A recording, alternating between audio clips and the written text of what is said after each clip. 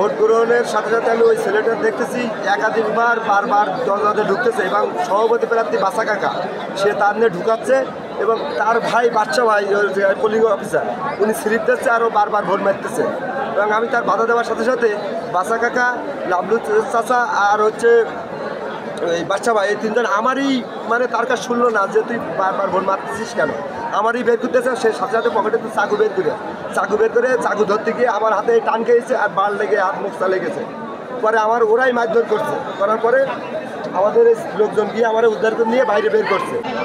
ওই ছেলেটা বিএনপির কর্মী, আমরা বিএনপির এখানে প্রতিনিধি তৈরি করছি, বিএনপির নেতা তৈরি হচ্ছে আমাদের দলের ভিতরে। ওই ছেলেটার নাম দুই জায়গায় আইছে, প্রথমবার ভোট দিছে, দেওয়ার পরে দ্বিতীয়বার আবার ভোট দিতে গিয়ে ধরা খাইছে। তাহলে সে ভোট দিতে পারবে একবারই, কিন্তু সে দুইবারে ভোট দিতে গেছে, যাওয়ার পরে ধরা খাইছে পোলিং অফিসার যারা পোলিং এজেন্ট যারা ছিল তাদের কাছে। যাওয়ার পরে মানে স্থানীয় পুলিশ প্রশাসন ছিল এখানে রামনগর থানা, তারা বিষয়টা হস্তক্ষেপ করে তাকে সেভ করে তাকে হেফাজতে রেখেছে। পরবর্তীতে দলীয় সিদ্ধান্ত যেটা হবে সেই সিদ্ধান্ত আমরা মানি। প্রথমবার একবার গিয়েছি ভোট দিতে, ভোট দিয়ে আসছি, আমি বাইরে এসে থেকে আমার নামটা দুই জায়গায়, তা আমি ভিতরে গিয়েছিলাম, প্রিজাইডিং অফিসারে বললাম যে আমার নামটা দুই জায়গায়, ওটা একটু কেটে দেন।